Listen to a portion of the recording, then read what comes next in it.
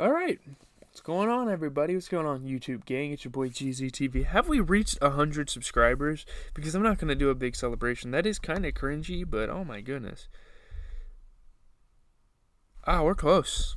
We're nearing that 100 mark. So shout out to everybody for their support. But we are going to be reviewing the Stranger Things Season 4, Episode 5. Um, we see the opening credit. We see Chapter 5, the Nina Project, and we wonder what the Nina Project is, but we will find out exactly what that is in the episode. Spoiler alert, I will be going through the plot. I will be telling you guys my thoughts on the episode as well. Last episode, we saw Max narrowly escape from Vecna's clutches through the magical powers of Kate Bush and her now trendy song because of the show. That's just how impactful it is. But in episode 5 of Stranger Things Season 4, the directors didn't give us much time to recover. Let's dive right into it, starting with Team Lenora. The California gang is speeding down the road in Argyle's van with the agent who saved their lives quickly bleeding out in the back of the van. Jonathan, Mike, and Will are frantically attempting to apply pressure to the gunshot wound when the agent tells them not to take him to a hospital. Instead, they have to warn Dr. Owens because 11 is in serious danger. He said that they can reach Owens through Nina. He hands them a pen and gets ready to give them her number, but he dies before he can tell them. Crazy. With the military hot on their heels, Argyle abruptly veers off the road and manages to lose them. They pull off in the middle of nowhere in the desert and bury the agent's body. Argyle, the only one in this group who is a rookie when it comes to being shot at, watching people die, running from the government, etc., is on the verge of nervous breakdown as he struggles to process Mike's superpowered girlfriend, bad government dudes, and the upside down planet dimension thing. Jonathan manages to talk him down by what else? Purple palm tree delight. We are pretty sure at this point that it's weed cut with literal magical fairy dust. Um, Will tries to offer emotional support to Mike, who is full of regrets. If the agent had lived one more second, maybe they'd know where Elle is. If he had just said something different to Elle, the big L word he suddenly won't say anymore, maybe she would have wanted to go with him. Will tells him that it can be scary opening up to people, especially to the people you care about the most, because what if they don't like the truth? We suspect that Will has something he needs to say to Mike, and what is in that mystery painting? But what exactly he has to say is still a mystery. Meanwhile, there's a lot of theories on what Will could possibly be trying to say. He could be coming out, to be honest, as gay. I don't know. That's a possibility, to be honest. We might find that out later in the show. That's my theory. That's honestly a pretty good prediction. Meanwhile, Argyle, now considerably calmer since he's had his palm tree delight, is making a tombstone out of a pizza box for unknown hero Agent Man. He's trying to write it with the pen the agent gave them, but it seems to be running out of ink. Something seems to suddenly click in Mike's brain. Why would unknown hero Agent Man give them a pen with no ink? He grabs the pen from Argyle and unscrews it. As he suspected, a tiny paper falls out with a phone number. They find a pay phone and realize the number they're calling isn't a phone, it's a computer. Mike says they need a hacker, but unfortunately the only hacker he knows is in Salt Lake City, Utah. Turn around, look at what you see. Yep, you guessed it. Susie, Dusty Bun's iconic girlfriend. Mike says if they leave now, they can get there by morning. Susie saved the world once, and who knows, maybe she can save it again. She is very underrated in this show, by the way. In Russia, things are not looking quite so hopeful. The guards beat the ever-living crap out of Hopper and drag him to an outside cell in the freezing cold with a bunch of other inmates, one of whom Hopper's surprised to see. Enzo. Enzo tells him that his eyes do not deceive him. Yuri betrayed them. Hopper is furious and punches him, screaming at him that he swore they could trust him. The next day, Hopper tells Enzo about his past. When he was 18, he joined the army and tested well enough that they put him in the chemical corps. They were mixing up 55-gallon drums of Agent Orange with only kitchen gloves and no mask, constantly inhaling the fumes. They told them it wasn't chemical warfare, just some harmless herbicide to kill plants. But when they returned from the war and tried to live a normal life and start a family, it was as if they were cursed. Their kids were born stillborn or with horrible defects. The horror clung to them. Hopper says that he and his wife Diane wanted a baby, and even though he knew the risk, he hid them. Their daughter Sarah was born healthy, but she died from cancer. Diane left him, and he hid himself in drugs and alcohol. When Elle and Joyce came into his life, he convinced himself that they needed him. But it wasn't true, Hop says. They didn't need him, he needed them. Hopper proceeds to shatter what's left of our hearts as he says, the minute I sent for Joyce, I sentenced her to death. Just like I did with Sarah. Everyone I love, I hurt. See, I was wrong this whole time. I wasn't cursed. I am the curse. Suddenly, He and Enzo hear a distant snarling nearby, the rumored monster from America. That's crazy. That's a developing story. I'm thinking the Demogorgon or Mind Flayer. Meanwhile, Joyce and Murray, our favorite action comedy duo, are tied up on Yuri's plane. This was a pretty sick scene, to be honest. Joyce kicks over a crate of peanut butter and grabs one of the broken shards of glass with her foot and uses it to cut her and Murray free. Yuri pulls a gun on Joyce, but he is in for a rude awakening because Murray is a black belt in karate. Sure, he's never fought in a real-world scenario, and he's only ever sparred with students under the age of 16, but he beat 15-year-old Jeremiah, a most ferocious fighter. Yuri is no Jeremiah, it turns out, because Murray manages to kick his ass. Unfortunately, he knocks him out, leaving Joyce and Murray, who obviously have no idea how to fly a plane, to somehow land the plane. And rest is assured, it is a rough landing. Literally falling out of the sky, they manage to pull up enough that they crash land in a forest of trees and not die. So, yeah, that story is going to probably continue in the next episode. A lot of stones left unturned in this episode. That's the best way to explain it. Moving over to Team Hawkins. Max is attempting to draw what she saw in the Upside Down. She tells Nancy that Vecna seemed surprised when she walked through the red fog, or as Steve poetically calls it, red soup mind world, as if he didn't want her there. As she's looking at the drawings, Nancy's eyes suddenly light up with recognition. In one of Max's drawings, there's a stained glass window. Nancy starts piecing together the drawing like a puzzle. It is Victor Creel's house. Dun dun dun. Max, Nancy, Dustin, Steve, Robin, and Lucas break into the Creel house, which is now run down and abandoned, obviously. It probably has been for 50 years. They see the same grandfather clock in Vecna's visions, but still can't figure out what this wizard's deal is with clocks. They split up into groups of two. Steve and Dustin are comedy gold, of course, but Steve makes it wildly apparent he wishes he could have teamed up with Nancy. The pair have a charged moment while Nancy is picking spiderwebs out of his magnificent hair. Interesting. You better watch out, Jonathan. She might cheat on you.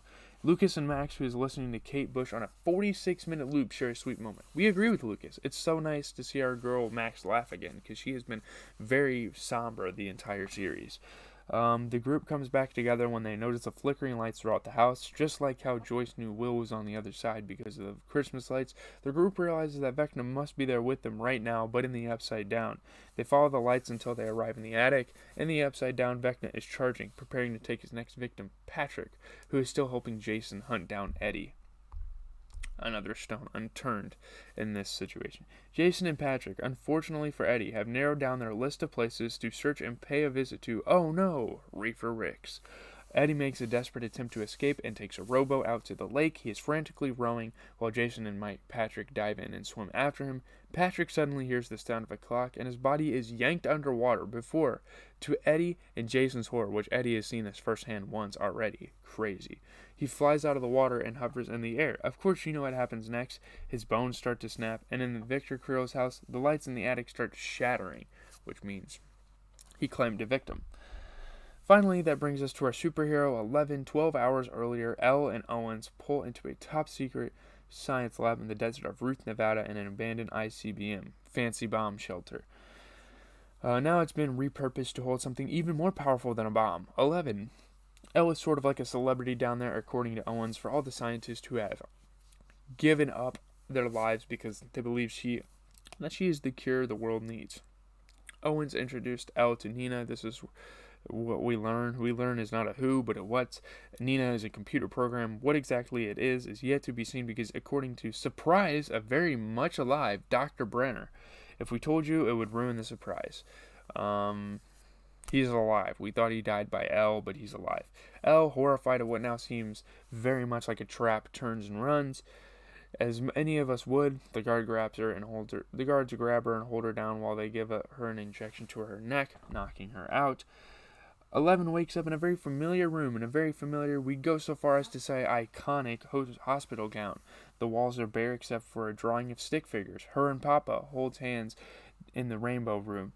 Elle suddenly clutches her head and realizes her head is shaven again. She is back in her worst nightmare, Hawkins' lab.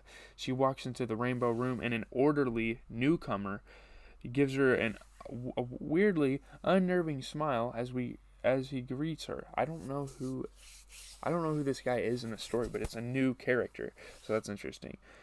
Well, well, well, Luke finally decided to join us. Someone's a sleepyhead this morning, and this might have replayed in my nightmares over and over because it was quite redundant. It happened like 5 times. Elle books it the hell out of there, but every door she opens leads her right back in the rainbow room. She looks into the camera and screams to be let out. She hears Dr. Brenner's voice over the intercom. He explains what exactly Nina is. In 1786, Nicholas Dallarac wrote an opera called Nina. It's a story about a young woman whose lover was killed in a duel. Nina was so traumatized that she buried the memory. It was as if it never happened. Every day she would return to the train station to await her lover's return, a return that would never be. If only Nina could know the truth. It dawns on Elle. This isn't real. It's merely a memory. Dr. Brenner tells her it's up to her to find her own way out. In the lab, we see Elle floating in a pod while Owens and Brenner monitor her. Nina, it seems, is a machine designed to help Elle discover the truth. Elle starts to reluctantly accept her own reality as she allows the memory to take form. In the memory, she trains with the other kids, but she is much farther behind the others. They laugh at her as she struggles to make a circle of light bulbs light up. She barely manages a flicker. She wipes a drip of blood from her nose and looks down to realize that both her hands are covered in blood.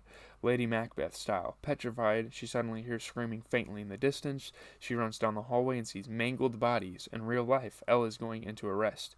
After they revive her, she breaks free and tries once again to escape the hellhole. The guards grab her and hold her down when Elle screams, and they fly backwards and hit the wall, knocked unconscious. Very badass scene. Elle realizes what she's done and, of course, is ready to take her newly revived powers and hightail it out of there. Unfortunately, as she stretches out her hand towards Dr. Brenner, nothing happens. He asks her, "You didn't think it would be that easy, did you?" In the most villainous way ever. The door opens behind Elle, a silent gesture. She can choose now whether she wants to stay.